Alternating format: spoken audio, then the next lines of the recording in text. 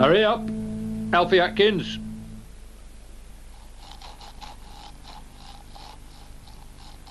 Here's Alfie Atkins. He's just getting ready to leave for kindergarten. Are you ready yet? Dad calls from the kitchen. Just my pullover left. Look, there's Liza's pullover too. Liza is Alfie's doll. She has to get dressed too. Alfie, are you coming? Shouts Dad again. Yes, I'm just getting Liza dressed, answers Alfie. Wait a bit. There's that tyre that's been missing from the Mercedes and that Alfie's been looking for.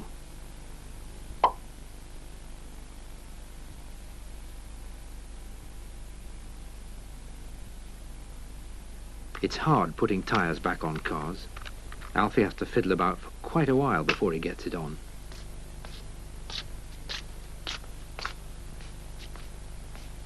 Come on now, Alfie, it's late. Dad calls from the kitchen. Oh, all right, I'm just parking the Mercedes. Oh, there's my new animal picture book.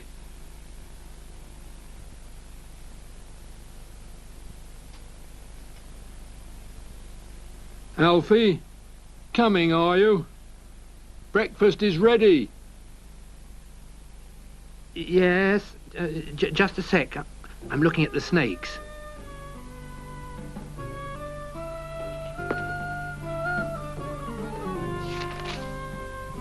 These pythons are lovely and scary. Help.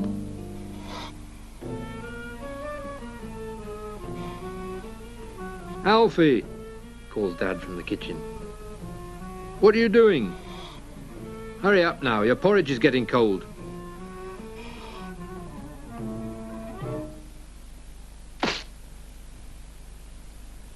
Oh, the book's torn, right across the python. Dad hasn't noticed it yet.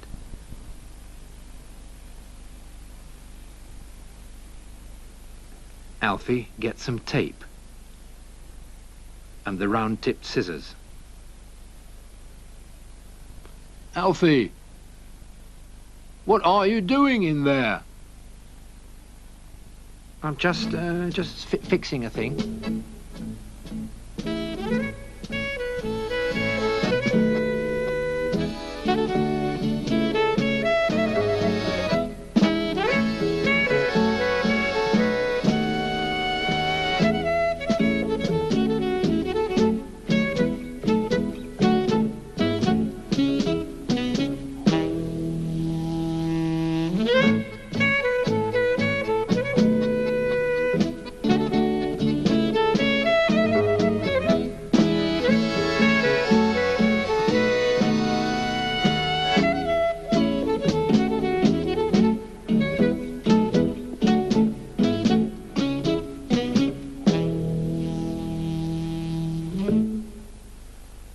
At long last, Alfie gets going and finishes taping the page together. What else did he have to do? Yes, that's right. He was going to give Dad a surprise. That'll make Dad happy, thinks Alfie.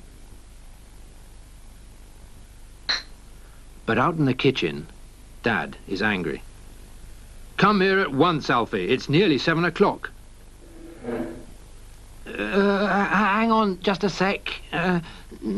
That's enough of just a sec, shouts Dad, with a stern voice. Come and eat your breakfast. But Alfie doesn't come.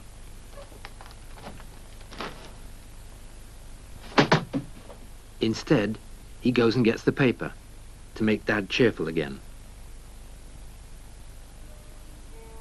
There's a big picture of a fire on the front page. Alfie sees a fireman with smoke all around him. Alfie looks at the picture. He's going to be a fireman when he grows up, and then he won't be frightened of anything.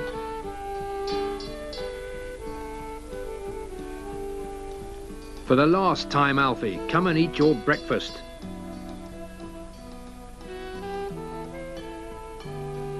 All right, I was just... Children drive me crazy. I was just. Now, come on. For goodness sake, come along and eat your breakfast.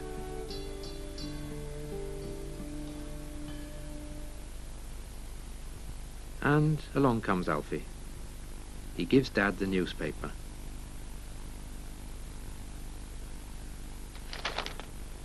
Oh, thanks a lot, says Dad. Imagine you remembering that today as well. What a treat. Here's your porridge.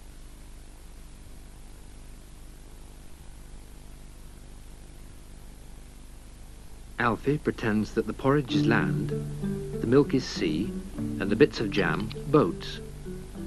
There have got to be lots of boats. So Alfie takes the jam jar. He needs more boats.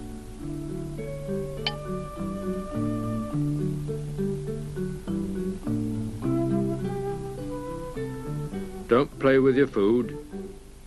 I was just putting in more boats. Dad sighs and starts mimicking Alfie. I was just. What have you hurried up instead? Alfie can hurry. He can. Look how quick he is.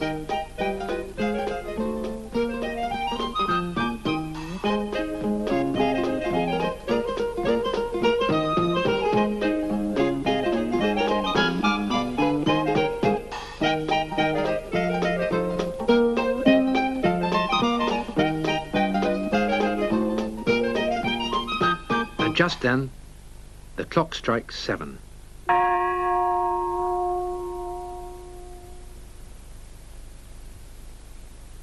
Dad, I'm ready, shouts Alfie. But Dad doesn't come. Alfie shouts out again, I'm ready. It's struck 7. It's so quiet. What if Dad has gone without waiting for Alfie?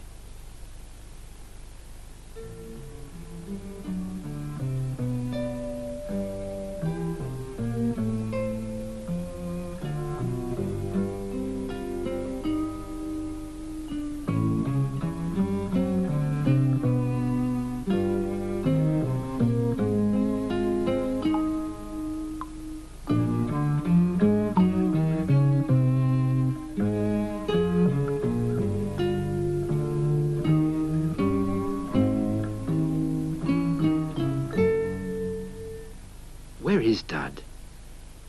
Oh, there he is. He's in the kitchen reading the paper. Even though Alfie is dressed and ready. Coming. I was just finishing the paper.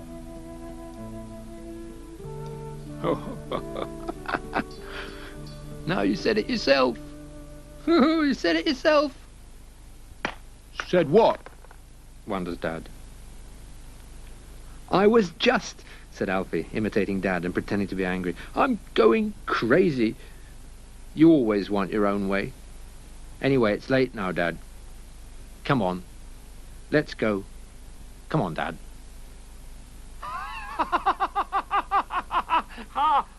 All right. Let's be going.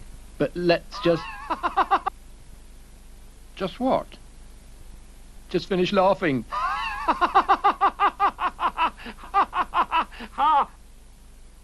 Ooh.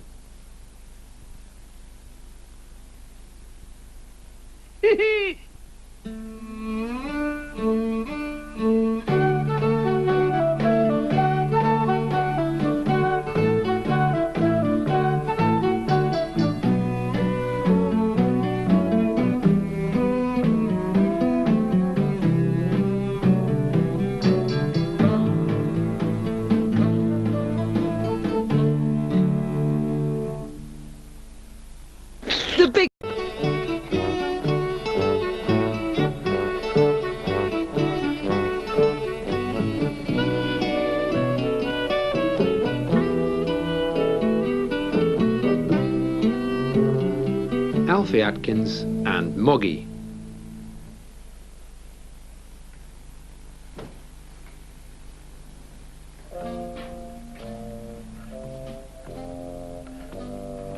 This is Alfie Atkins.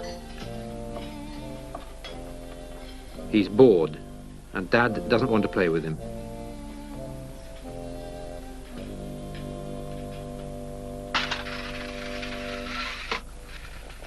Nope, I haven't got time at the moment. But you've got Moggy. Go and play with Moggy for a while.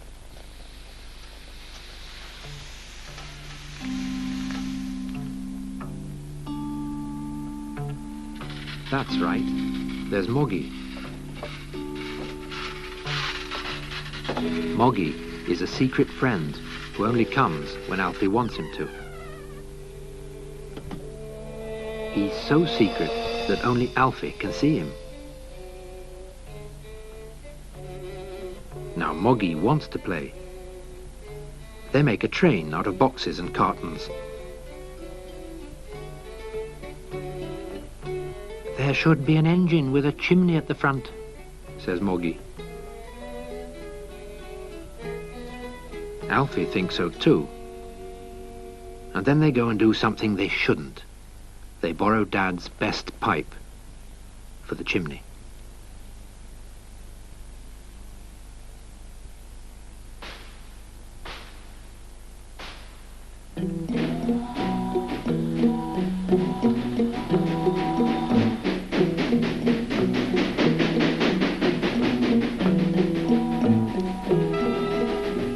It's a good train, and Alfie and Moggy have lots of fun playing.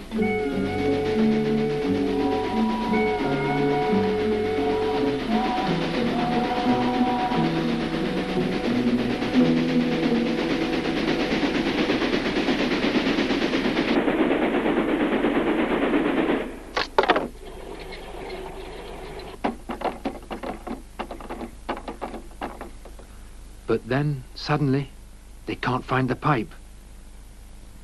Where has it gone?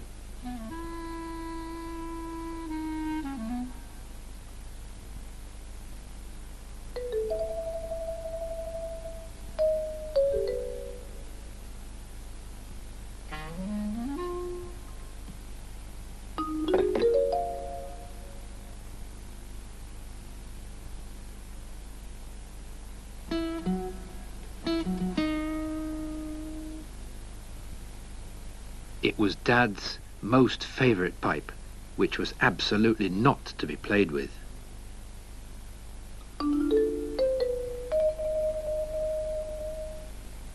Where can it be?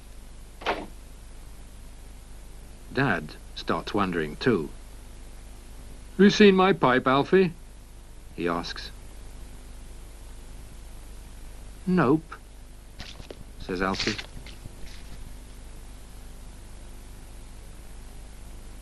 Dad's in a bad mood as he lays the table.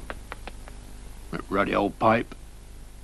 I wish I knew where it was, he sighs.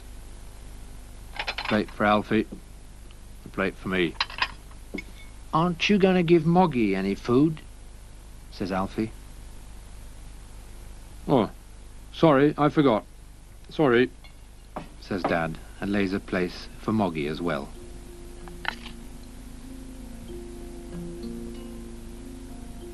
Moggy's place is between Dad and Alfie. They usually have fun at meal times.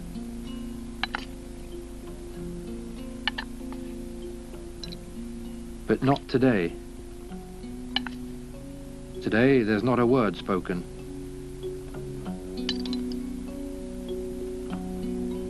Oh, ruddy old pipe. Where can it be?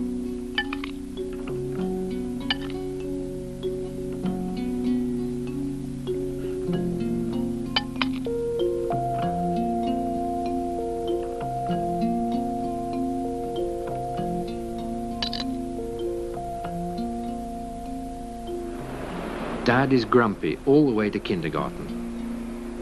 And he's in a hurry. Alfie has trouble keeping up. Wait a bit, Dad, shouts Alfie. Moggy can't keep up. Oh, yes. Sorry, I forgot about Moggy. Come on then, says Dad, and slows down a bit. When they reach the kindergarten, Alfie gets a big hug. See you this afternoon. Maybe I left my pipe at work. I'll have a look when I get there, says Dad. Don't go yet, says Alfie. You've forgotten Moggy. Moggy wants a hug too. Oh, sorry, yes, I forgot. So Dad has to bend down for another hug for Moggy.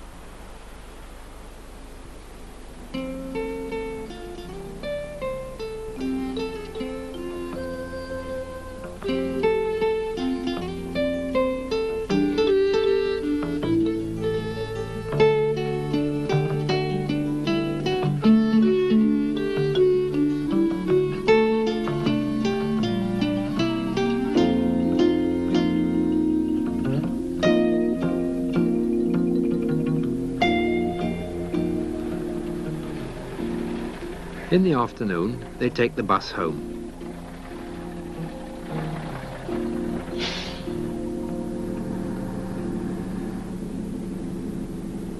Dad wants to sit beside Alfie, but he can't.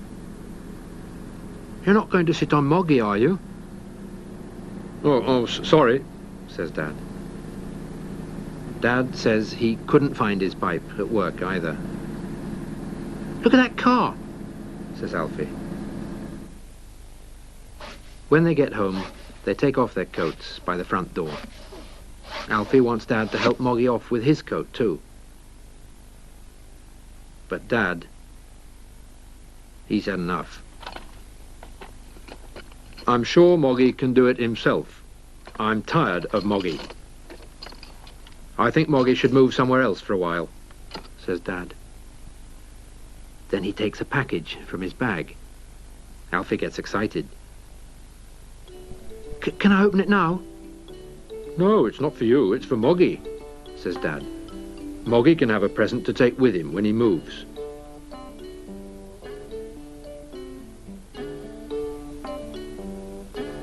Alfie looks at the package. He wonders what's in it. And then he says, Moggy's already moved. He's gone. Is that so? All right. Then you'd better look after the present, says Dad. Alfie opens it in his room. Oh, it's a new torch and a battery.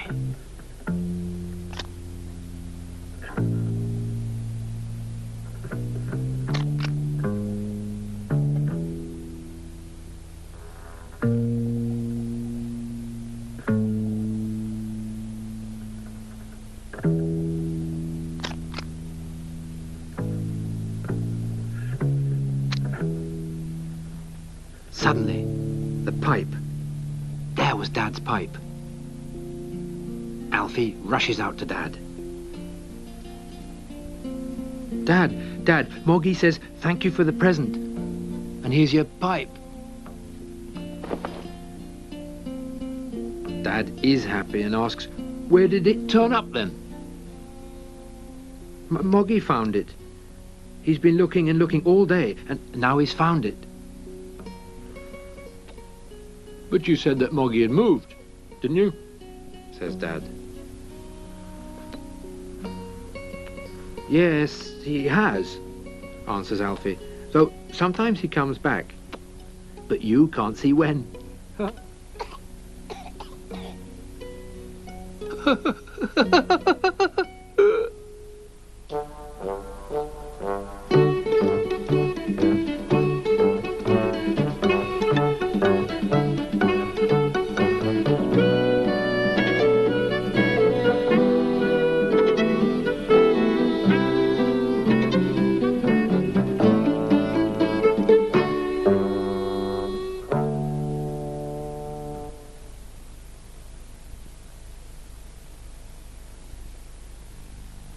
revelation on the road to riches. Within 10 minutes, it was obvious to me that all computers would work like this someday. And the future is now. I love the internet. I want to.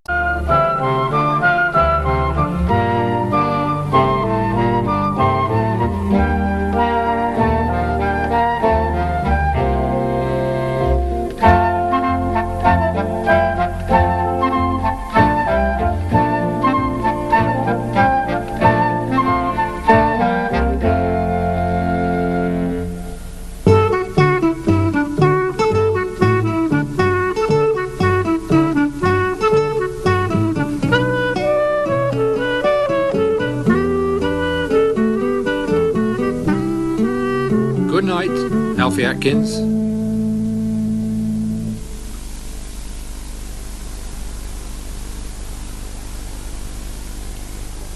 This is Alfie Atkins. He's a nice, happy child, sometimes. Sometimes he's a real bother. Just now he's a bother, and unhappy at the same time. It's night time, and Alfie doesn't want to go to sleep. The street lights are on, and the kitchen clock has nearly reached 9.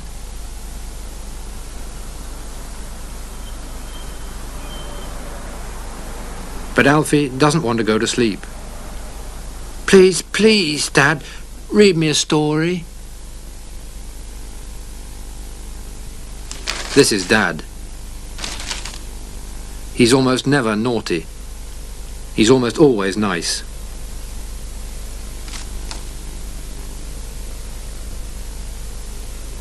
A bit too nice.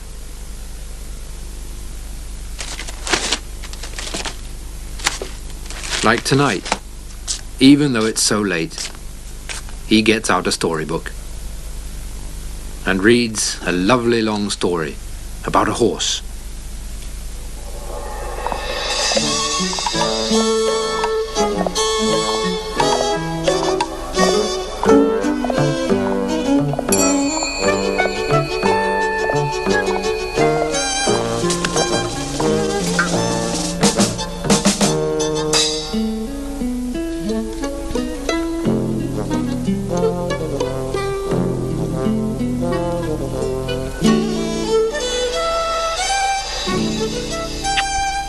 Then he gives Alfie a kiss, leaves and turns out the light.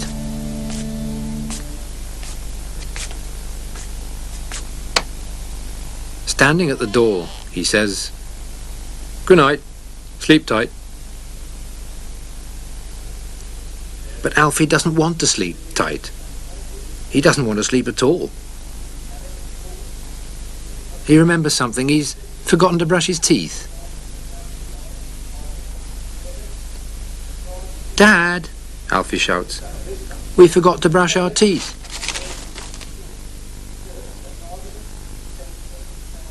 Dad soon comes in.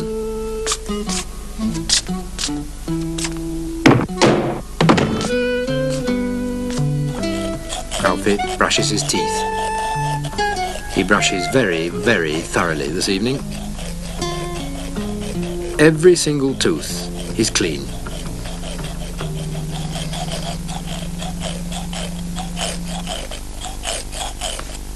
"Go to sleep now like a good chap," says Dad, and goes out.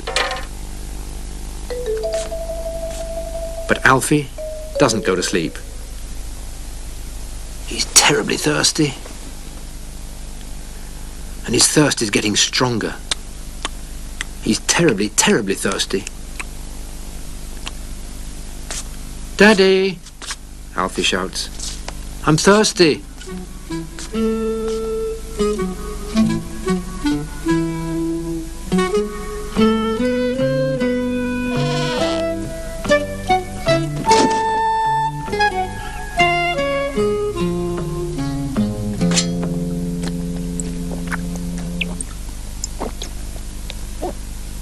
"Sweet dreams," says Dad as he goes out.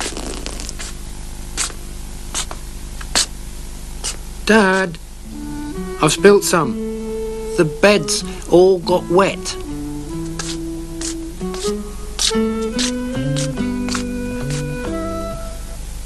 Oh, gosh, says Dad when he sees the wet patches. He wipes up the water on the floor with a rag. And then he changes the sheets.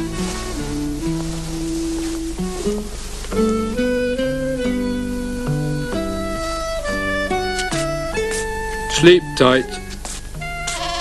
Dad! I've got to go to the toilet. In comes Dad. He's got the pot with him.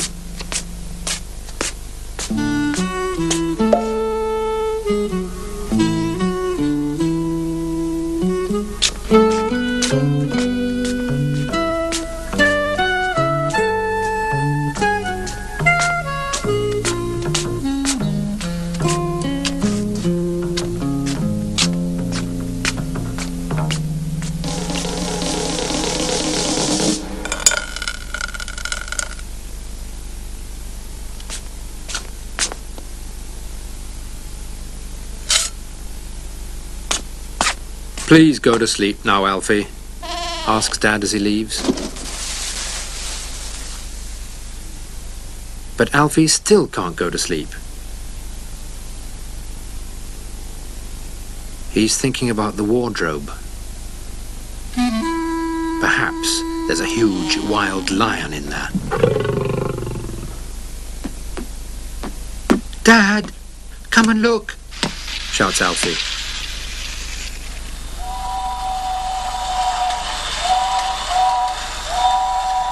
There's a big lion in the wardrobe. In comes Dad.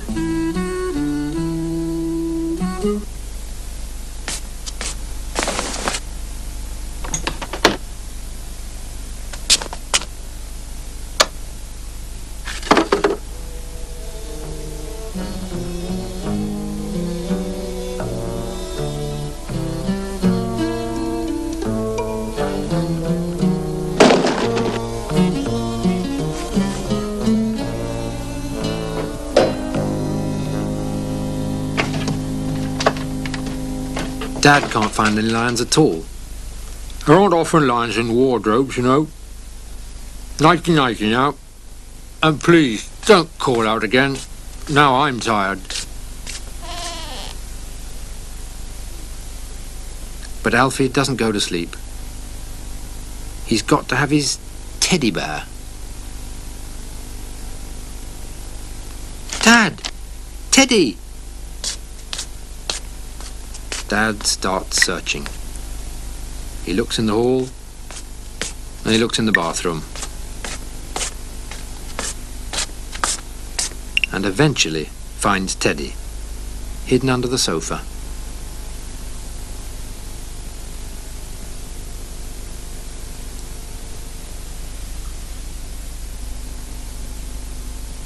Dad is really taking his time.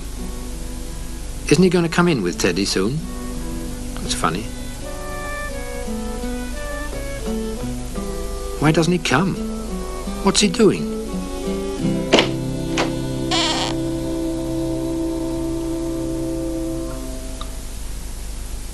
Look. Dad has read a story, fetched a toothbrush, brought a glass of water, changed the sheets, wiped up the water, fetched the potty, looked for lions, and found Teddy, and has got so tired that he's fallen asleep on the floor, just as he was getting Teddy out from under the sofa. Alfie can't help laughing. Dad looks so funny, lying there, snoring so peacefully. Good night. Sleep tight, whispers Alfie, and sets off back to bed. He's not going to call Dad anymore. A sleeping daddy can't fetch much at all, and if no one comes when you call, there's no point in calling, thinks Alfie.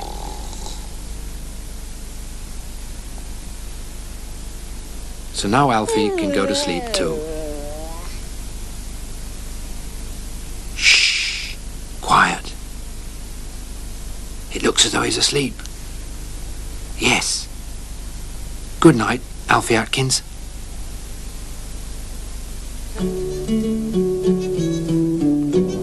There's another visit to Trumpton and more from Alfie Atkins on Thursday at 12:30. Coming up next on 4 Sesame Street.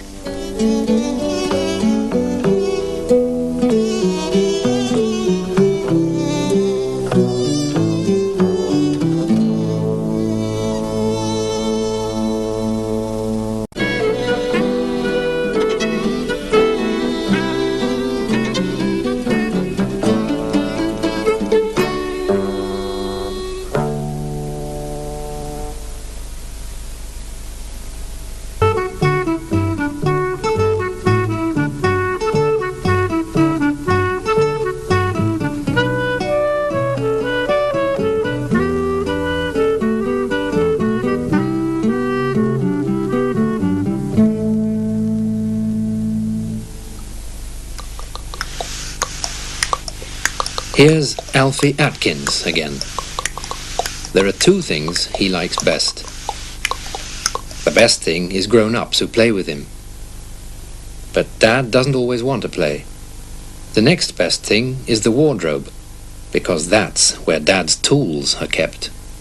But Alfie's never allowed to use them. No, Pino. You could hurt yourself on the saw. Play with Puzzles instead. Puzzles is Alfie's cat.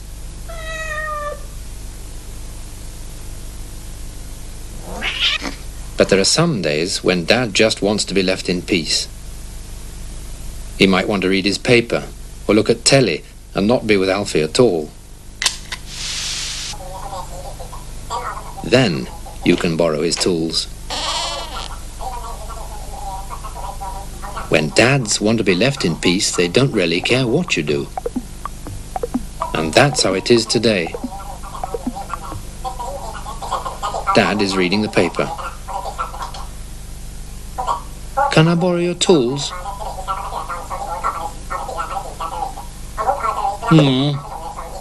Says Dad. But remember about the saw? Alfie gets the tools out. He fetches some planks too.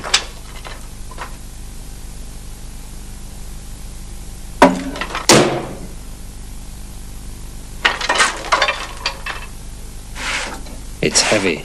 An adjustable spanner and a hammer and the saw. Dad is reading. You're not to use the saw, he says from behind his paper. Alfie doesn't touch the saw. He starts with the hammer and some nails. Dad is reading. You aren't using the saw, are you? He asks from behind his paper. But Alfie's just got the hammer. He doesn't touch the saw. There aren't enough planks, he sees. Can I use the broken stool?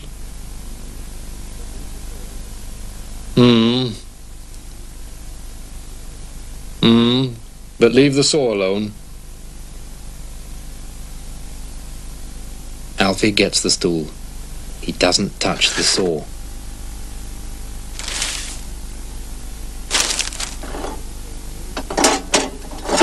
Now he's got to measure too. Can I use the folding ruler, Dad? He answers after a long pause. But mind the saw. Alfie measures with the folding ruler. He doesn't use the saw.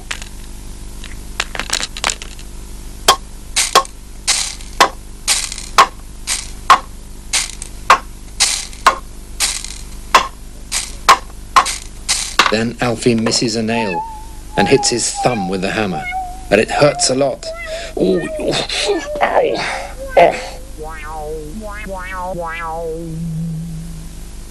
Then he hits the nail skew, so it bends, and he has to pull it out. I'll have to use the pliers, Dad. Dad just keeps on reading. May I use the pliers, Dad? Says Dad. Alfie takes the pliers and pulls out the nail. He doesn't touch the saw.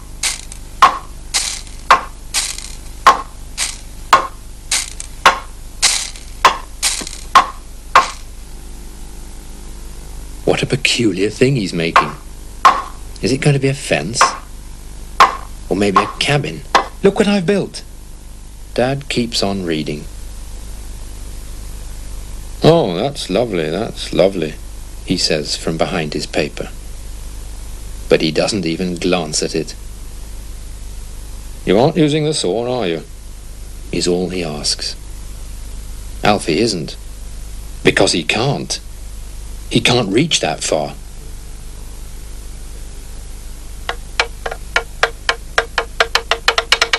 Look, it's a helicopter now.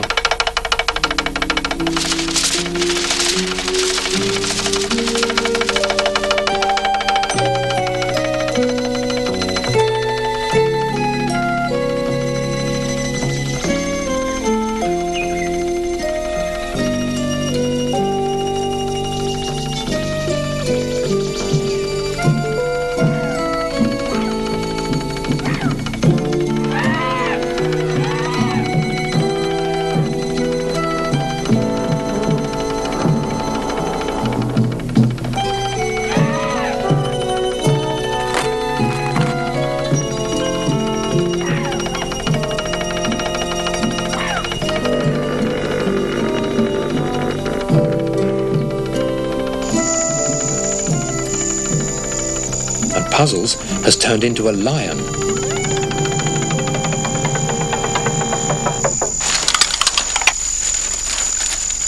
Then Dad rustles his paper and says, Oi, you aren't using the saw, are you? But that's just what Alfie's thinking of doing. Because Alfie's in the jungle with the lion. Ooh, the big dangerous lion is coming towards him now.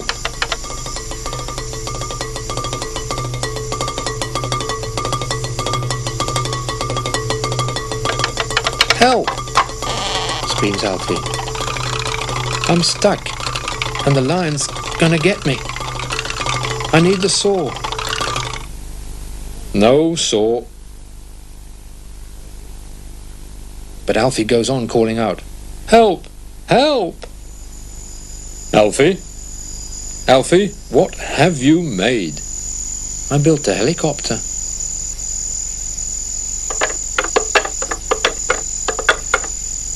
And landed in the jungle, says Alfie. But you're stuck. How are you going to get out? With a cunning look on his face, Alfie says, If I can have the saw, I can saw myself out.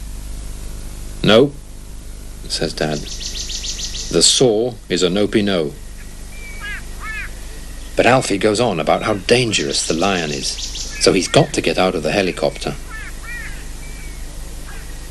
Dad looks at it. It's a jolly good helicopter, he thinks. Why don't I come along? Then we could fly away from the lion together. And that's just what Alfie wants, most of all. Dad climbs up.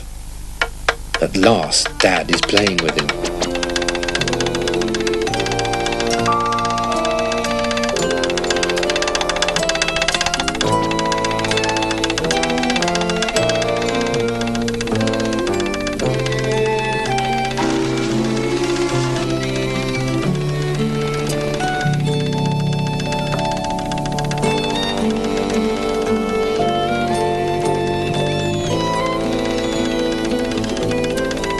They fly a long, long time, up until the TV news begins. Then Dad has to get off. They land at home in the living room. Dad climbs off and says, Wait a second, Alfie. I'll help you out. I'll just get the saw. But then Alfie is the one who calls out, "Nopey no, not the saw. You can hurt yourself and I can get out anyway. I was just pretending I was stuck." Look. Alfie climbs out and he's happy because Dad played with him. And he used Dad's tools as well. But Dad just laughs. "Ho ho ho, ho ho ho ho. There's a nopey no for you, you old leg puller, Alfie Atkins."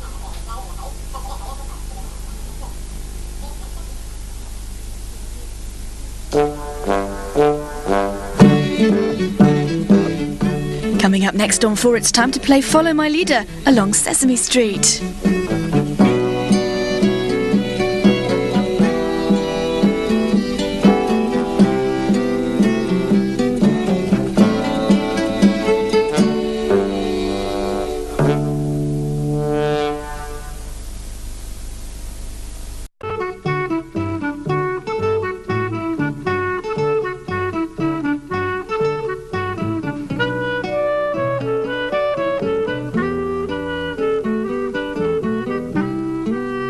Who'll save Alfie Atkins?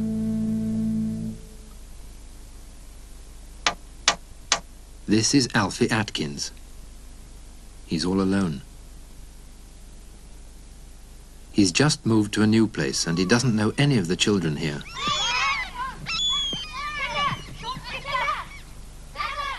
He doesn't play with any of the children here. He doesn't dare.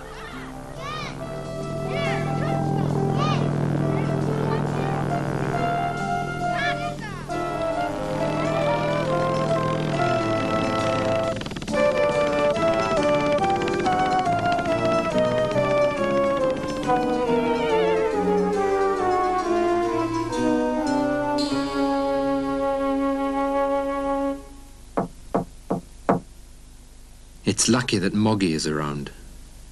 He's Alfie's special secret friend. Moggy is the best sort of friend you can have. That's what Alfie thinks. Moggy is never hard to get along with or sulky and never wants to decide anything. He does exactly what Alfie wants him to do. When they play trains, Alfie can be the train driver all the time.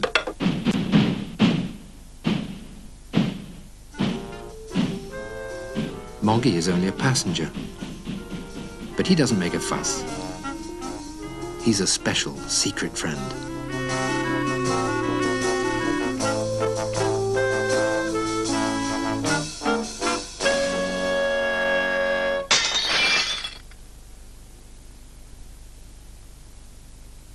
When they're washing up, one of the plates could slip and smash to pieces on the floor.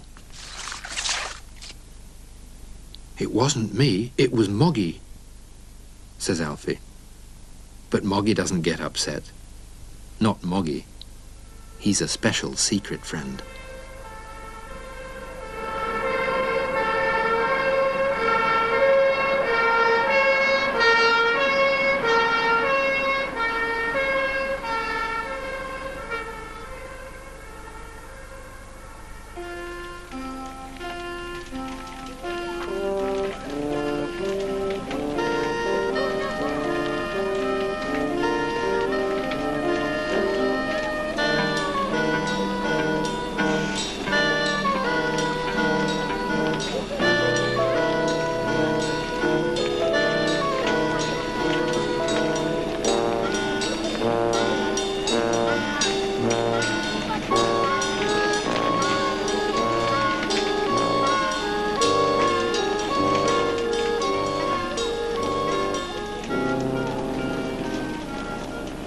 Moggy is strong too. Sometimes he's huge and as strong as a lion. When he is, he could easily save 3 big children at the same time. Alfie thinks that Moggy is the best sort of friend you can have.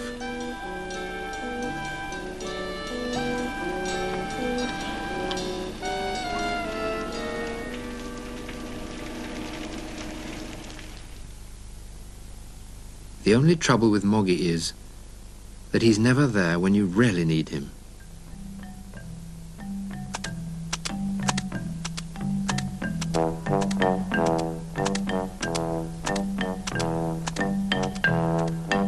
For instance, when big kids are chasing you and squirt water all over your jacket with water pistols.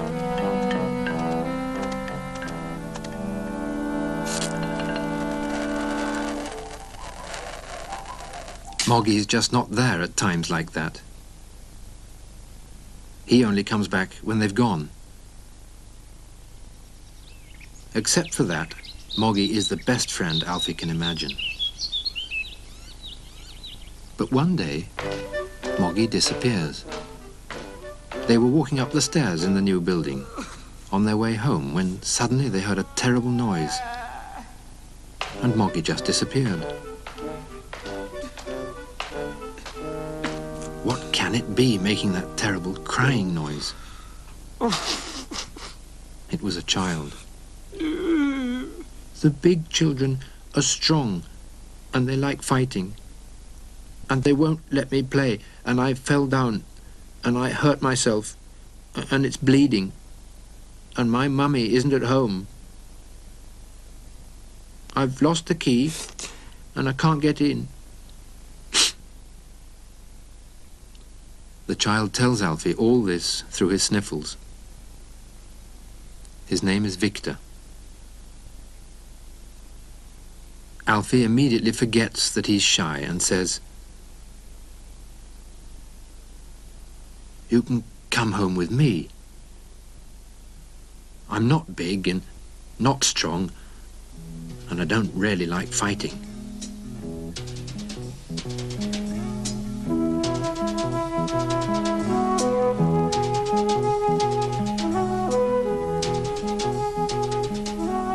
Shall we ring up for an ambulance?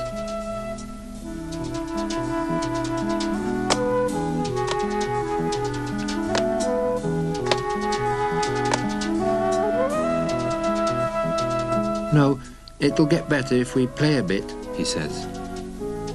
Alfie is all for that. They build towers out of blocks, enormous towers that don't tumble, and they play trains, with Victor driving the engine.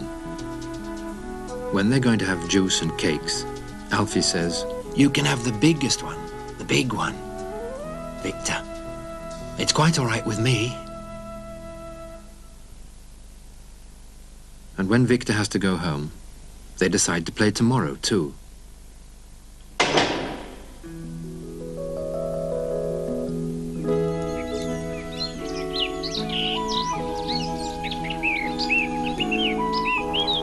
Since that day, Alfie and Victor have never left each other's sight.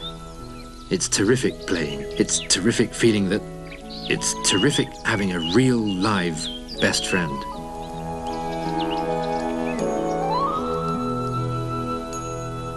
It can be difficult too, because they're not always so tremendously nice to each other all the time.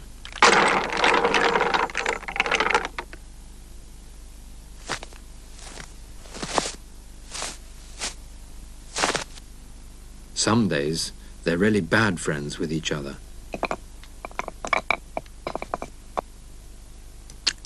And yet, they're still best friends. How can that be?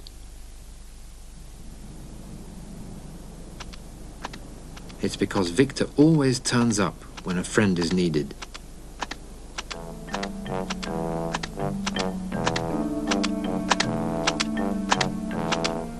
For instance, when a big kid they don't know gets close and looks dangerous. Straight away, there's a best friend there to help out. It's great. At least, that's what Alfie Atkins thinks.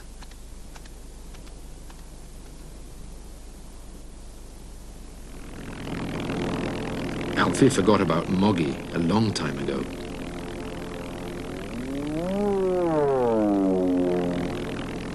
But Moggy doesn't care. He just disappears.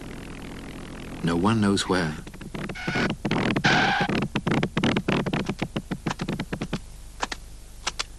Maybe he goes to someone else who's lonely and needs a special secret friend.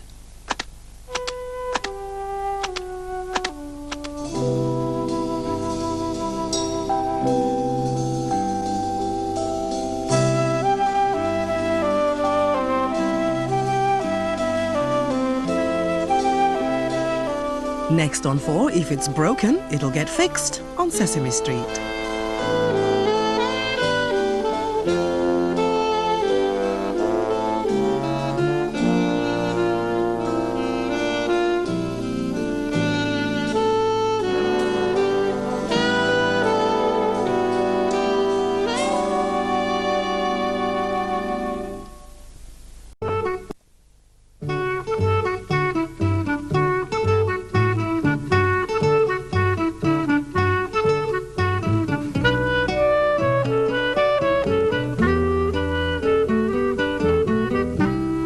No more pranks, Alfie Atkins?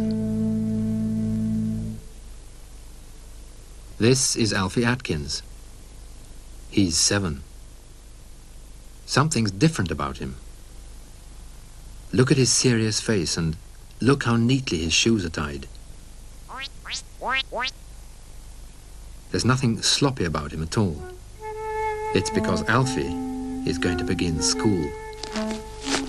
He's been given a new jacket and a new bag and a pencil case.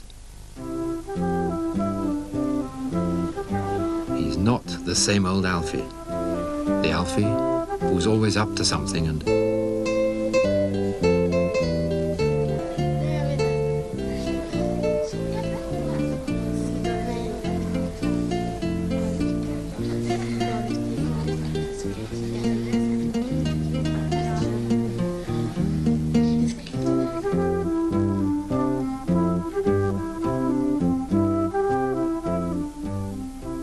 No, this isn't the same old Alfie, who's always happy and always up to tricks. The old Alfie used to turn on the light in secret after Dad had said goodnight and turned it off.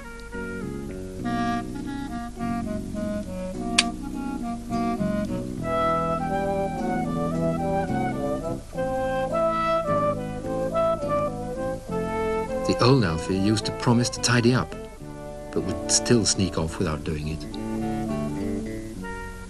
The old Alfie used to say that of course he'd be home on time, but would still forget to be back for dinner.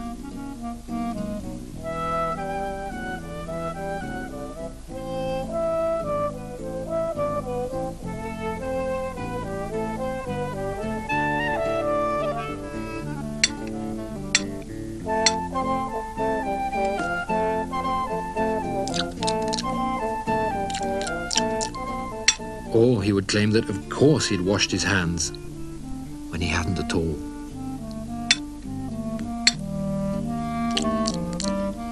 But this isn't the same old Alfie, always happy and up to tricks.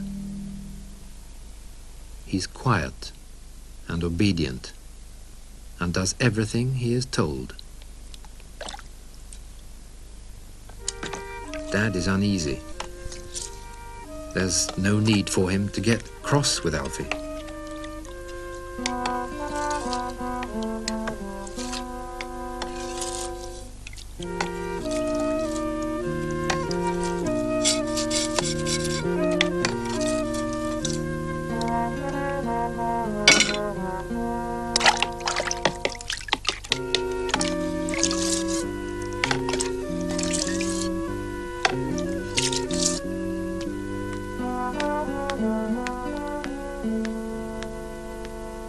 Alfie puts everything in neat little rows and even remembers his pullover. No reading after lights out tonight, Alfie? No, Dad, says Alfie. All right, Dad. Okay, Dad. Of course, Dad. It's like that all day long these days. Alfie has something on his mind, thinks Dad, and feels uneasy about what it might be.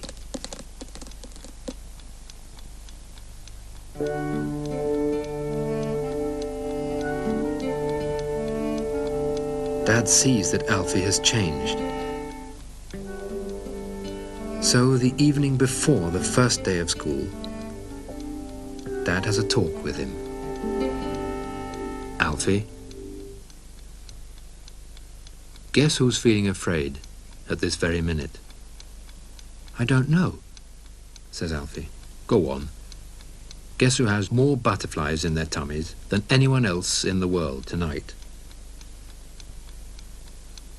I don't know, says Alfie, and pretends to be thinking hard. A lot of people, says Dad. Everyone who is 7 years old and is going to start school tomorrow. Just now, they're all wondering, feeling rather frightened. There's a lot of them. Just think of all the 7-year-olds there are in this building.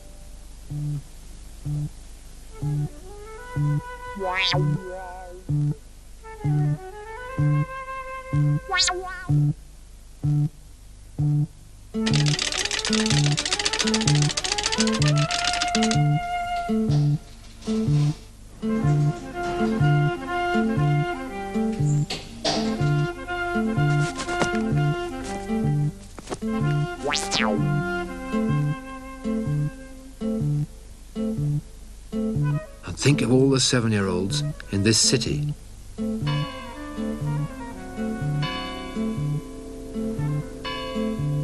And all over the country. Think of all those 7-year-olds who can't get to sleep. Hundreds of them, maybe thousands, says Dad. Thinking of how many there could be makes it easier for Alfie to go to sleep.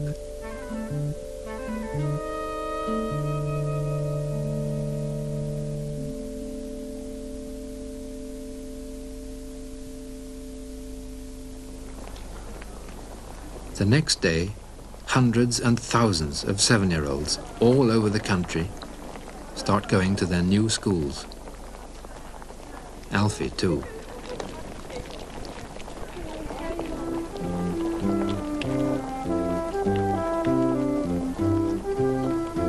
Dad takes Alfie all the way there. Don't forget what I told you, that they've all got butterflies in their tummies, even the big ones. And the show-offs.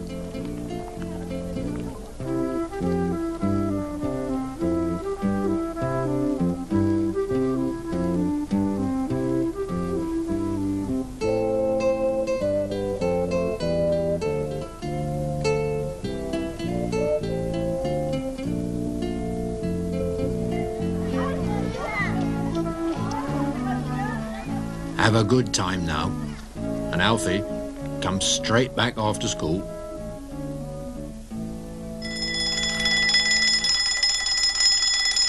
In their classroom, every child gets a desk and a book.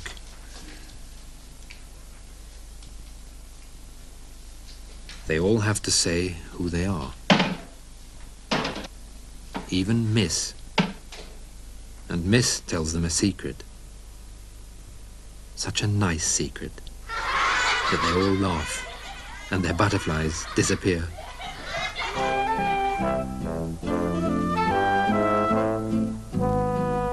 After school, Alfie walks home with a new friend. They stop quite a few times along the way. The ditch is the best fun because there are lots of sticks to build things with. Alfie throws his new bag down on the gravel. And he forgets what he said about coming straight home.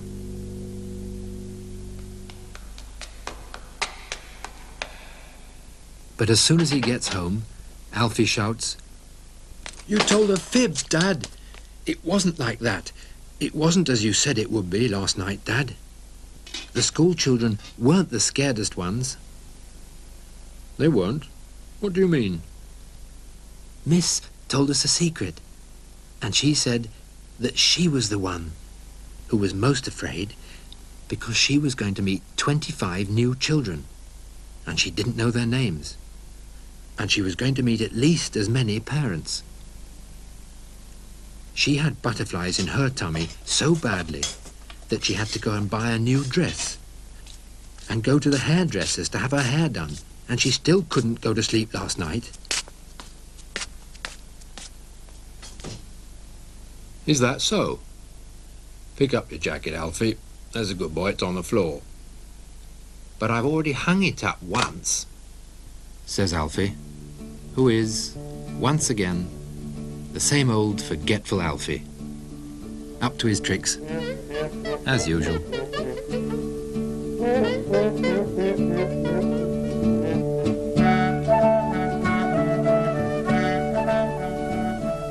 Telly Monster, Big Bird and the rest of the gang are just a few minutes away on Sesame Street.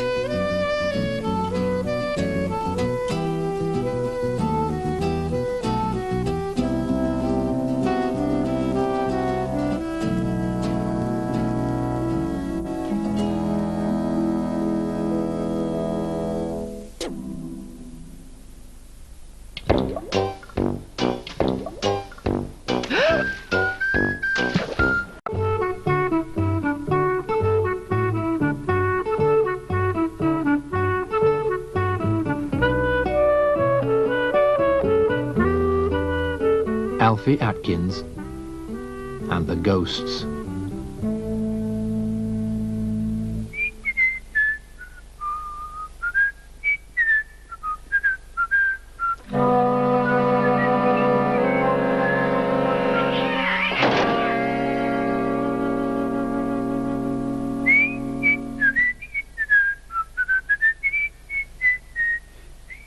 This is Alfie Atkins.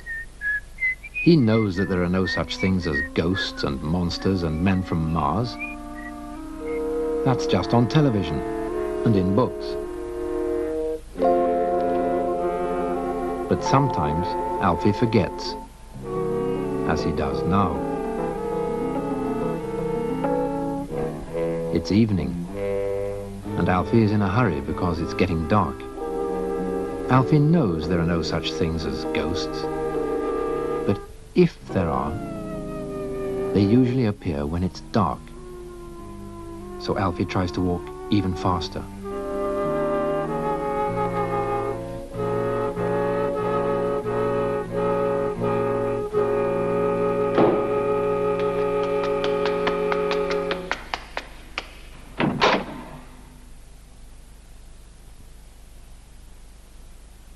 Dad hasn't come home yet. It's really lonely. Home seems different. Awfully lonely.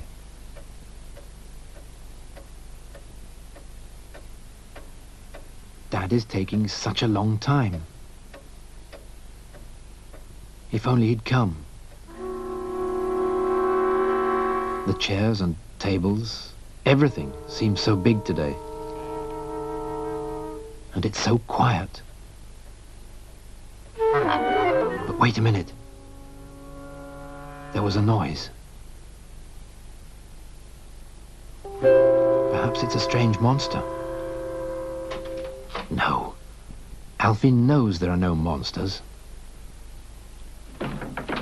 But if there are, they come out when you're alone at home, says Alfie to himself and hides behind the curtains.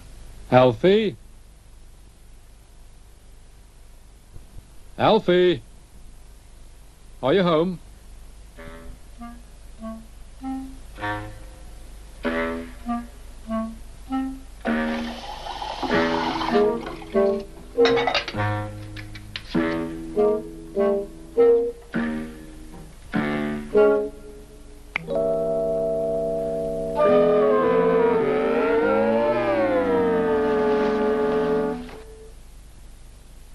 What are you doing here? I'm hiding from ghosts, of course. But there aren't any ghosts and monsters and things. The next time you get worried about things like that, just say this rhyme. Ghosty, ghosty, go away. You're not real anyway. That's it. Say it nice and loud, 2 or 3 times. Then you'll stop thinking about them. Alfie tries. Ghosty, ghosty, you go away. Ghosty, ghosty, anyway. Go away, you naughty ghosty. You're not anyway. Now listen, Alfie. This is the way it goes. Ghosty, ghosty, go away. You're not real anyway.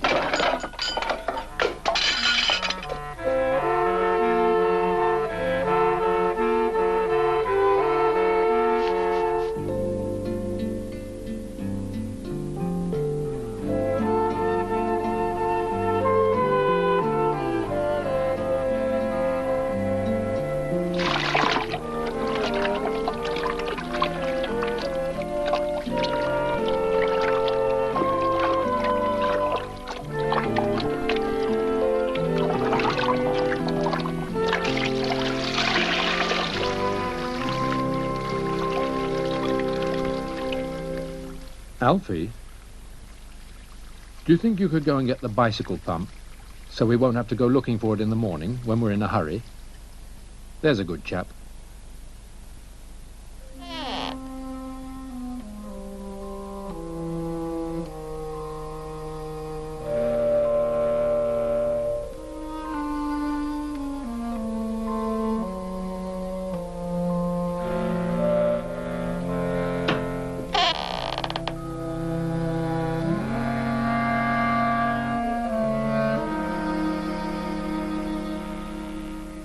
It's dark in the basement. You can't see very well. There are lots of things lying about. Strange things. Old clothes, suitcases, skis, cupboards, and odd pieces of furniture. Lots of junk. Alfie hears something rustling. There's no use looking for a bicycle pump in all this junk. So Alfie says the rhyme Dad taught him. Ghosty, ghosty, go away. You're not real anyway. And he says it once again. Ghosty, ghosty, go away. You're not real anyway. And then Alfie sees that the rustling sound came from some newspapers he'd stepped on. And another piece of luck. He finds the bicycle pump. Alfie hurries back upstairs to give Dad the pump. But the light has gone out. Alfie can't reach the switch. He starts thinking about monsters and ghosts again.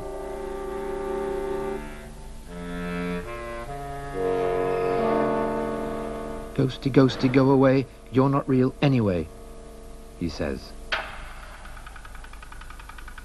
And it works this time, too. There isn't a ghost to be seen.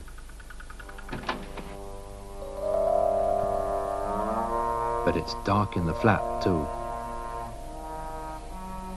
Alfie walks through the dark living room and suddenly sees the door to the balcony is open, and on the balcony there's a white ghost reaching out towards Alfie. Oh, creepers. Alfie says the rhyme. Ghosty, ghosty, go away. You're not real anyway. Ghosty, ghosty, go away. You're not real anyway. But the ghost doesn't go away. Who were you talking to? Was it Mrs. Oldman? Asks Dad when Alfie brings him the bicycle pump. It was a ghost, says Alfie. There are no such things. It was a ghost. Near the balcony door, Dad. And he didn't go away, even though I said the rhyme.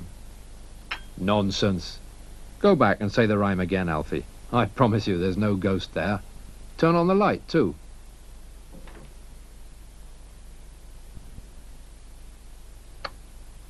But the ghost is still there. Alfie starts laughing. He's going to have some fun with Dad. Dad! He yells. The ghost is still here. Nonsense. Try the rhyme again, Alfie. Once more. This place is full of ghosts who won't leave. They can't, and it's all your fault, Dad. Dad can't believe it. He just has to come and see. Look, see for yourself. Ghosts all over the place, and they won't go away because they're stuck. And you stuck them there with clothes pegs. Oh, that sort of ghost, laughs Dad. You're right, that sort of ghost won't go away even if you say the rhyme. Because they aren't ghosts at all. Just washing, hanging out to dry on the clothesline. But real ghosts, the ghosty ghosts, they always disappear when you want them to. Because they aren't real anyway.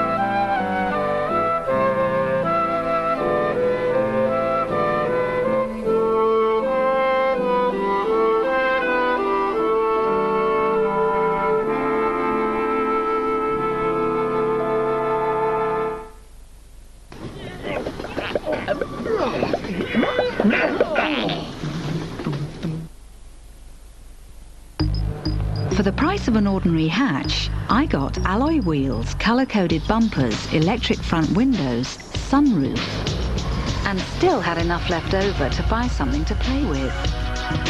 The Skoda Bohemia Special Edition, £8,299 on the road. Every year in the UK, over 25,000 adults aged between 20 and 49 die. Many have young children.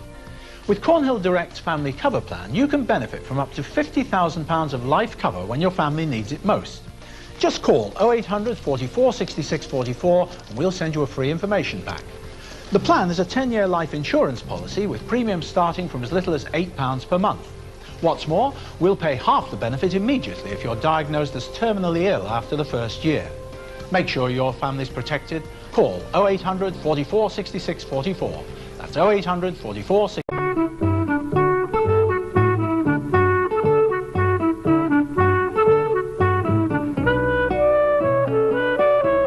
Alfie Atkins, what a flop.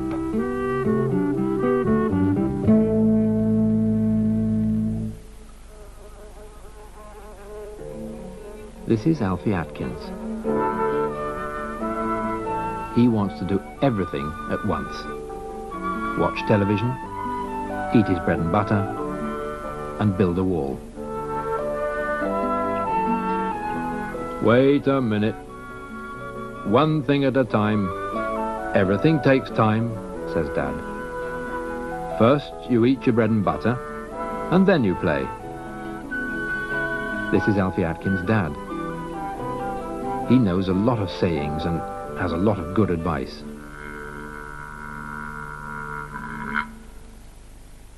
One thing at a time, Dad usually says. There's room for everything, and everything has its own place. Dad wants everything to be done properly.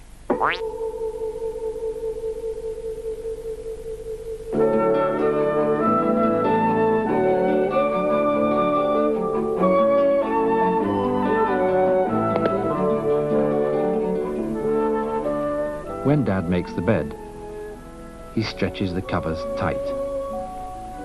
He tucks in the sheets and makes the bed as flat as a pancake. Make your bed first, then lie in it, says Dad happily.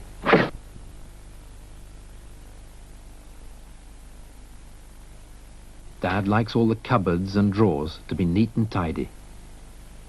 When Alfie is looking for his red marking pen, Dad can come along and say, "What a mess! There should be a special place for each separate thing." And when they're laying the table for a party, and Alfie is excited and things get a bit upside down, Dad'll say, "There's room for everything, and everything has its own place. If you're going to do something, do it properly," he'll say. But not today. Today, Dad doesn't have time. It's Saturday, and there's masses to be done. There's the laundry, there's the rubbish to be carried out, and there's the vacuum cleaning. On top of that, they've just done the weekend shopping.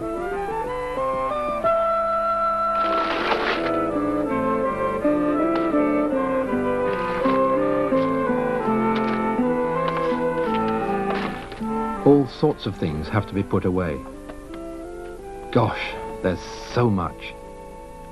Everything has to be put in a special place. Dad is impatient. But Alfie likes unpacking things and carrying and sorting. A pair of new long winter underpants have to be put on a shelf in the wardrobe. And the frozen food has to be put in the deep freeze. And cheese has to be put here, and onions there. Everything has a special place.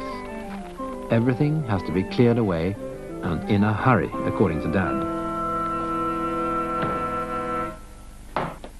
Because not until afterwards, when it's done, can we have a relaxing, quiet weekend.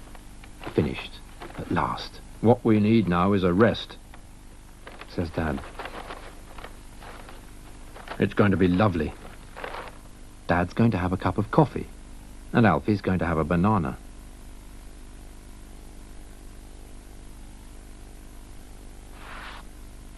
He takes the new picture book he borrowed from the library and goes off to his secret hiding place in the wardrobe. In there he can snuggle down and be comfy.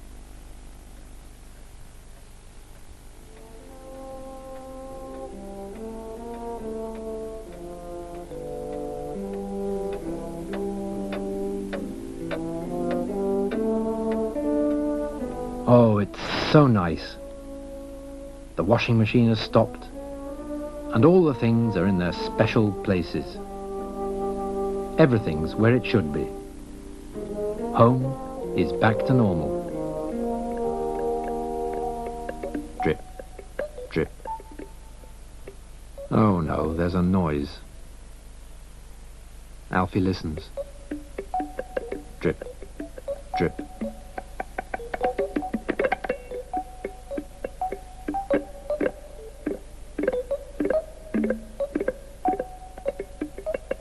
What's going on? It can't be raining indoors. It's dripping and dropping and running and trickling. What can it be? Alfie has to trot off and get the little kitchen step ladder to see what it is.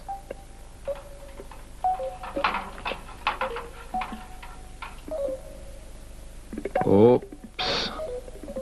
Something was not at all in the right place. Dad, come quickly, shouts Alfie. Come to the wardrobe. The ice cream is on the sock shelf, and it's melting. Oh no, screams Dad. My fault. I put the ice cream in the wrong place.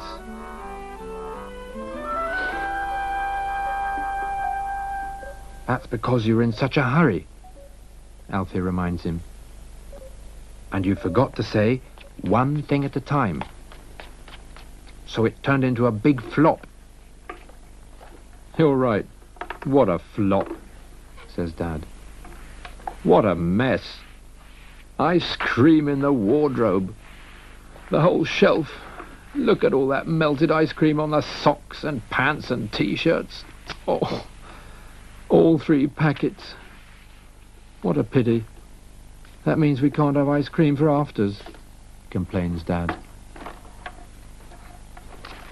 That makes Alfie burst out laughing. Oh, I know what we can have instead. He races out to the deep freeze in the kitchen and takes out what should have been in the wardrobe.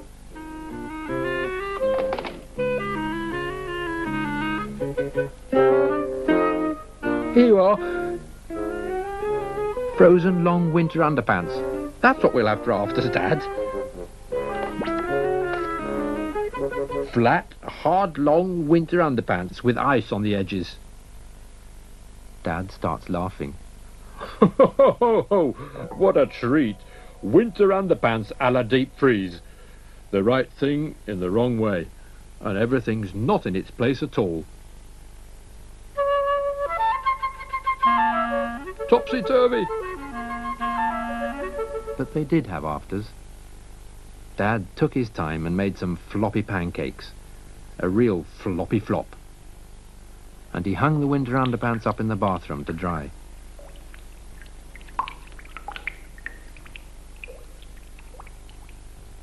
There's a time and a place for everything. Now, pancakes. Eggs. Flour. Milk. Salt.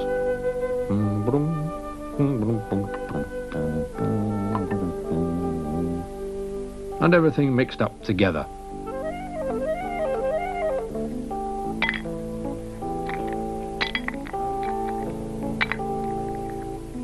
Dad got even more chores to do because he was in too much of a hurry.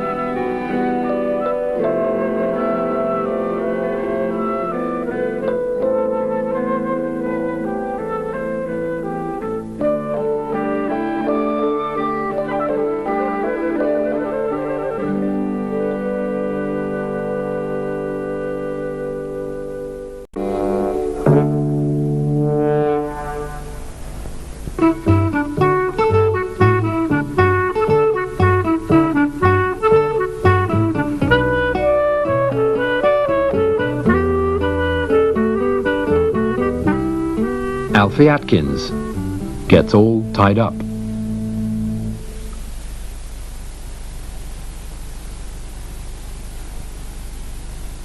This is Alfie Atkins. He's really pleased with himself because he's just learnt how to tie a knot. Like this. Victor is coming over to play this afternoon. So Alfie wants to tie some things together for when Victor comes. Can I have lots of string? He asks Dad. All right. Yes, of course, says Dad.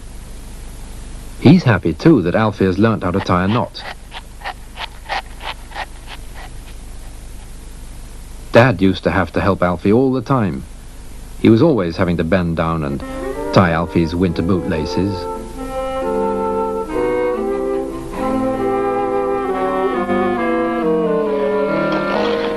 And Alfie's skates. And his ordinary shoes. So Dad is quite happy. And Alfie doesn't just get a few short bits of string, but the whole big ball of string.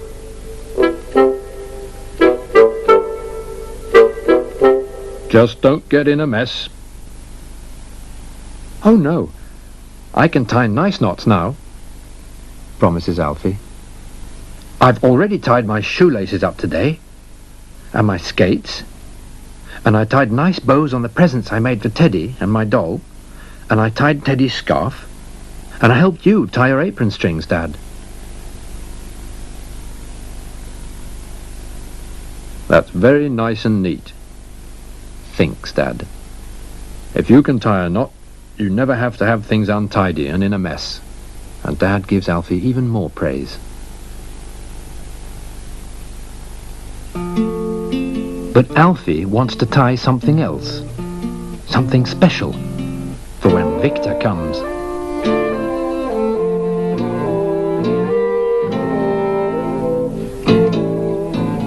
He begins by making a knot at the kitchen door and running the string through the passage up to the ceiling light and down to the hat and coat rack. Yes, that's right, the hat and coat rack, and then over to the door handle in the hall, and then finally he goes and gets the bell he has in a drawer in his room.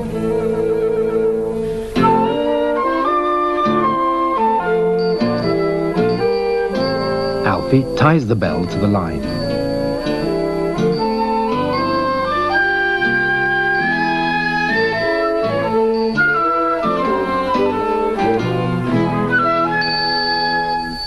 Crumbs, says Dad when he sees all this. What have you been tying up?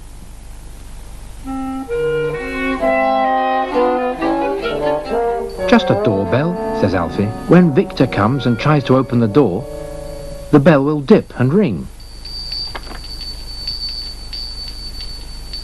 That's clever, says Dad. But he's really thinking, you're going to get yourself in a knot. But at the same time, he's thinking it's good that Alfie is learning how to tie knots. If only you don't get into too much of a mess. No, no, says Alfie again. I can do nice knots now. And he goes back to tying his knots.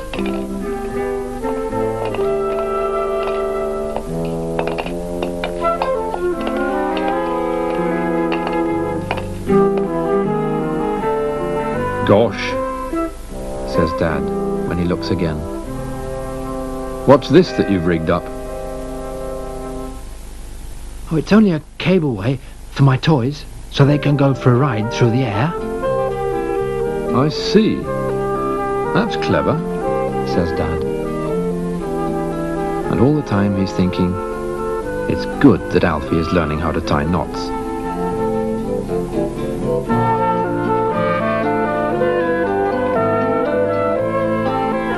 Dad walks round, behind and under on his way to the kitchen to make some hot chocolate for afternoon tea. You're going to get yourself in a knot, he's thinking, but he doesn't say anything. No. It's a good idea for the boy to learn to tie knots. But he's also thinking, someone's going to get into an awfully big knot soon. But he doesn't say so out loud, because it's such a good thing for Alfie to learn to tie knots. There are an awful lot of loose ends about to trip up on, Dad is thinking, but he doesn't say anything.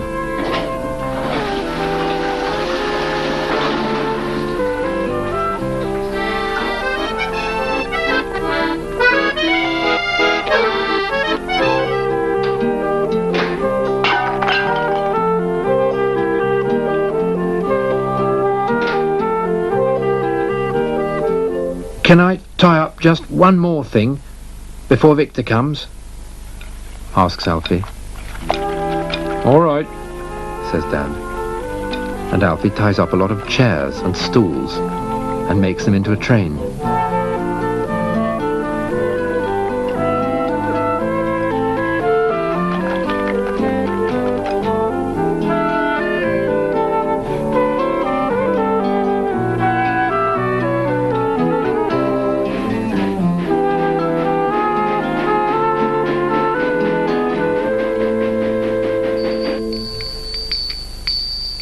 Pling-a-ling!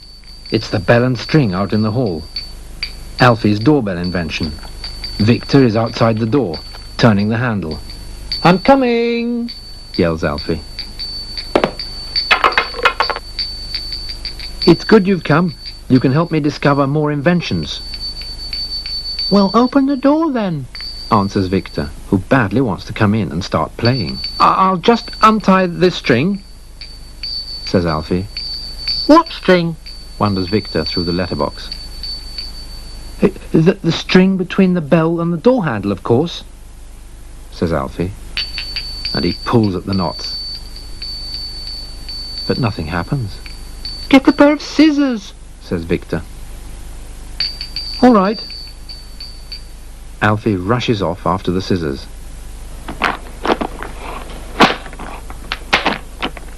But the door is all tied up and the scissors are in the drawer, which...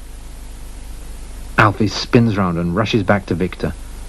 Alfie realizes that he can't open the door.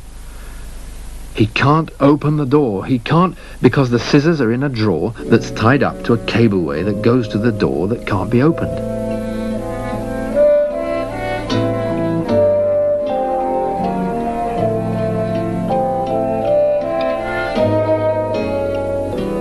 Then they hear a terrific crash.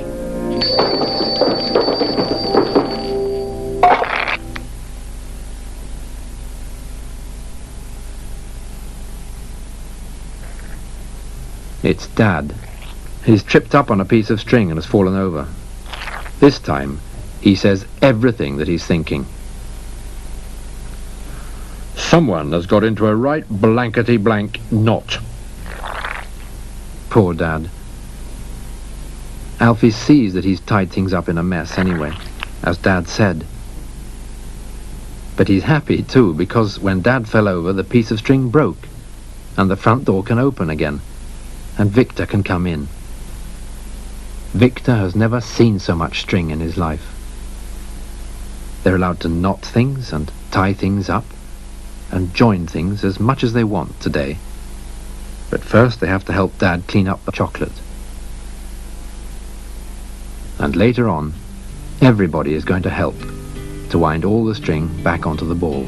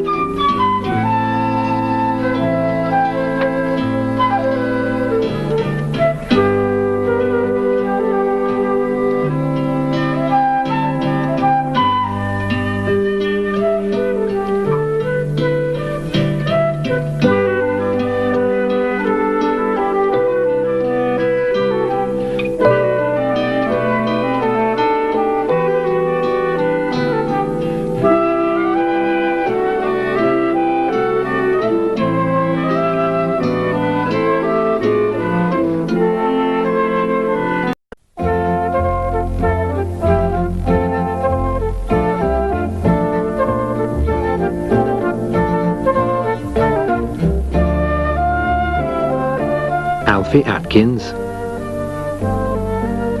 and Miller.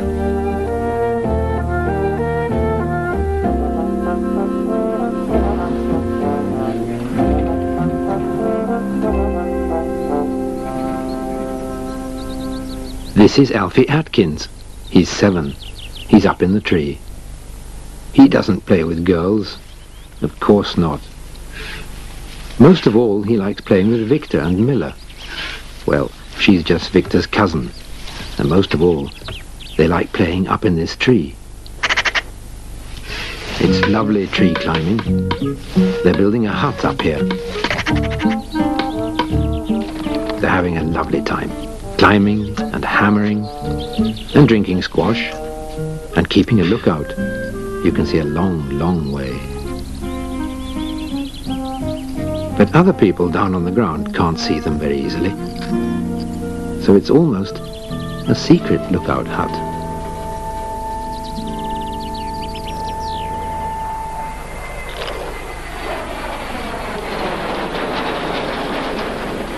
Sometimes Victor isn't with them, but that doesn't matter. It's almost more fun, more exciting, because Miller thinks up all sorts of new things for the hut. She thinks up curtains and a table for indoors. Now she's putting up a fence. And then she's going to work out a cable car letterbox, she says, so you can pull your post up to the hut. Yes, it's fun being with Miller, otherwise Alfie doesn't play with girls. Of course not. You can't play with girls, all the boys say. They can't be with us. Girl germs, say the boys. Oh no, they can never be with us. Oh no, we don't play with girls, not us, they say, and try to look big, because girls are weedy and wet. They say all sorts of things about girls. What the girls think of the boys can't even hear, because they talk so loud. They shout. Girls are weak and cry over small things, and look at themselves in mirrors, and comb their hair, and think a lot about their clothes, and always remember to do their homework. And they suck up to teacher, and whisper to each other, and they laugh at nothing at all. And they play boring games, and go around in twos, and they laugh, and they can't keep secrets. But not Miller, of course. She's fun to be with. She doesn't cry over small things. Miller thinks up new games. And now she's making a letterbox with a clothesline as a cable car up to the hut. The others say Miller is a redhead. But Alfie can't see that. It's not red. Never. Alfie thinks Miller's hair shines like gold. At least when the sun's out. And anyway, she's got a golden heart round her neck. Miller never gives away a secret, not to anyone, about the tree hut. She keeps secrets, and she's a terrific playmate. Because Miller can do so many things.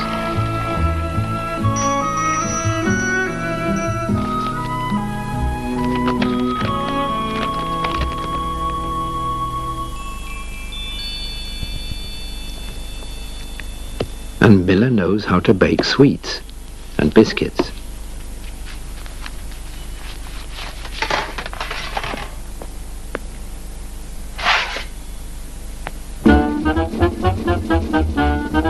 And how to put on plays and circuses with the toy pets.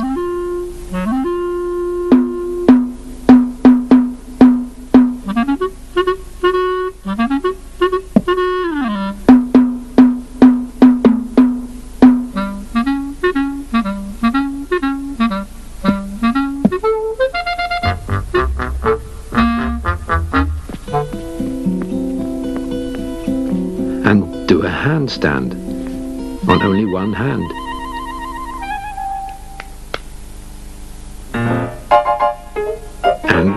can make faces and look horrible.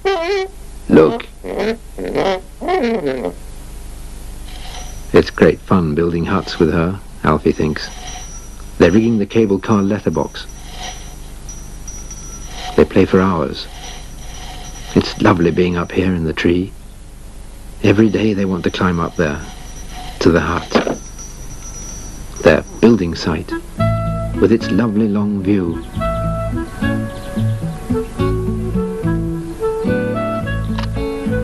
And they have squash and biscuits, and Miller thinks out a flag of their own. One you can raise and lower, she'd like. Red or yellow, Alfie would like.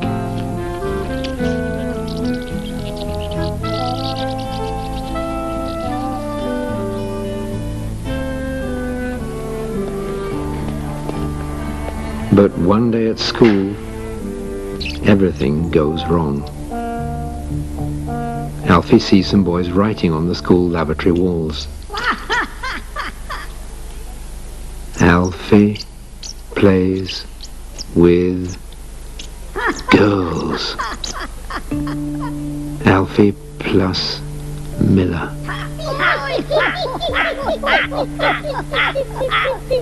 That's the end of the fun.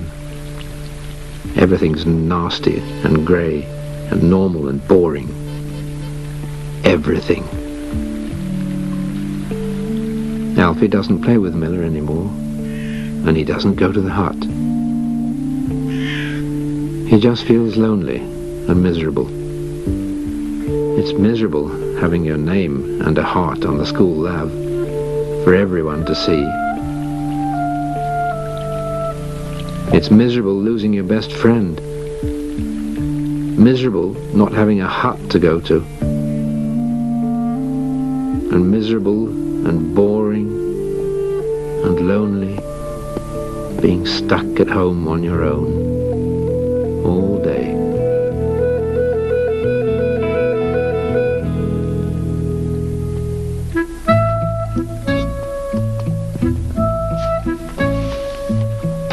It's Miller. She's carrying new bits of wood to the hut. And material. Yes, material. Is that for the flag? Alfie wonders. He's just got to see. He doesn't care about the boys. Anyway, the school handyman's cleaned all the writing off the lavatory wall.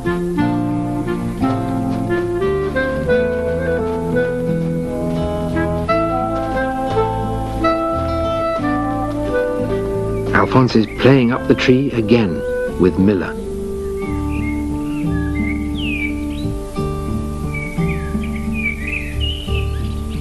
It's more fun than ever.